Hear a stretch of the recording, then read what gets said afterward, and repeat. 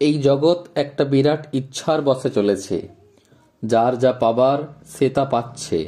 চেষ্টা করে কেউ কিছু করতে পারে না, অথবা কোনো জিনিস যে হঠাৎ আপনা আপনি হয়ে গেল তাও নয়। আমি তাই শেষটা দেখে মন স্থির করলাম। কোনো বিষয় নিয়ে ব্যস্ত হতাম না।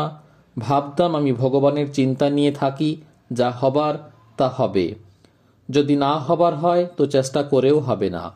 ঠিক এই ভাব আস্তে আস্তে, কিন্তু অনেক সময় লাগে, অনেক ঠেকতে হয়, অনেক ধাক্কা খেতে হয়। অহংটা একেবারে মুছে না গেলে এরূপ নির্ভর ভাব আসে না। সব যোগাযোগ তিনিই করেন। সব কাজের পেছনে একজন সূত্রধার আছেনই। যেমন পুতুল নাচ, ছোট ছেলেরা বুঝতে পারে না যে একজন ভেতর থেকে পুতুলদের নাচাচ্ছে, তাই তারা নাচছে।